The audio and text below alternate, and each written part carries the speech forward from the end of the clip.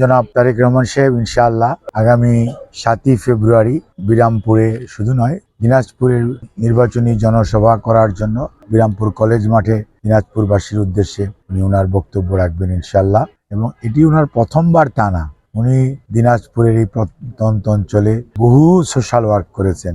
জিয়াউর রহমান ফাউন্ডেশনের ব্যানারে উনি যখন আমাদের নির্বাহী কমিটির সদস্য ছিলেন, সেই হিসাবে উনি যখন ফার্স্ট জয়েন্ট সেক্রেটারি ছিলেন, সিনিয়র যুগ্ম মহাসচিব ছিলেন, উনি বিভিন্ন ক্যাটাগরিতে এলাকার শীতার্থ মানুষের পাশে অনেক সময় রাত্রিবেলায় গভীর রাত্রে এই শুধু বিরামপুর নয়, হাকিমপুর, গোড়াঘাট, নবাবগঞ্জ সহ দিনাজপুরের প্রায় প্রতিটি উপজেলাতে, দিনাজপুর শহর সহ উনি আগেও ভিজিট করেছেন, মানুষের মাঝে কম্বল এবং শীতবস্ত্র বিতরণ করেছেন এবং বিভিন্ন প্রজেক্ট চিরির বন্দর, খানসামা সহ বিভিন্ন জায়গায় উনি আগেও বিভিন্ন কর্মসূচিতে অংশগ্রহণ করেছেন। এবার যেহেতু 2007-এর 1/11-এর পরে this will be long time, এটা প্রায় 19 বছর।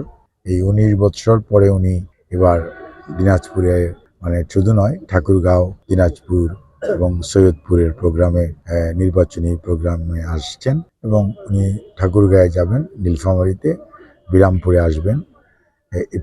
এখন পর্যন্ত প্রোগ্রাম কর্মসূচি ওনার এটাই রয়েছে এবং বিরামপুর কলেজ মাঠে উনি এই জনগণের উদ্দেশ্যে বক্তব্য রাখবেন। ওই দিন আনুমানিক অপরাহ্নে ধরেন দুপুরের পর। কাজেই যেহেতু নির্বাচনী জনসভা, টাইমটা স্পেসিফিক্যালি বলা খুব টাফ, তাও মনে করতে পারেন যেটা দুপুর 1টা কি 1:30টার পর থেকে ওনার জন্য টাইম আমরা অপেক্ষা করবে এই জনপদের মানুষ।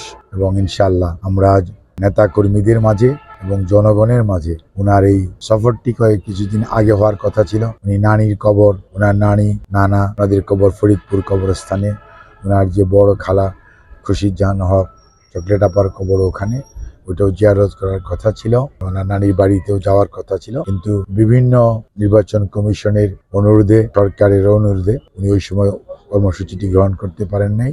কিন্তু এখন নির্বাচনী ব্যস্ততা এমন এক পর্যায়ে গেছে, এখন এটিকে এই মুহূর্তে করা সম্ভব হয়তো বা হবে না, সেটা পরবর্তীতে উনি হয়তো আবার নতুন করে কর্মসূচি গ্রহণ করবেন। কাজেই দিনাজপুরের প্রতি বা বগুড়ার প্রতি, বগুড়া ওনার যেমন দাদার বাড়ি, দিনাজপুর ওনার নানার বাড়ি, কাজেই এর সাথে দেশনেত্রী মরহুমা বেগম খালেদা জিয়ার স্মৃতি বিজড়িত বাড়ি আছে, নানির কবর আছে, সবকিছু মিলিয়েই এটার জন্য একটা আলাদা আবেগ নিশ্চয়ই ওনার মাঝে কাজ করে। এবং আমরা খুবই আশাবাদী যে 7 তারিখের জনসভায় এই অঞ্চলের মানুষ উন্মুখ হয়ে আছে নেতাকে গ্রহণ করার জন্য।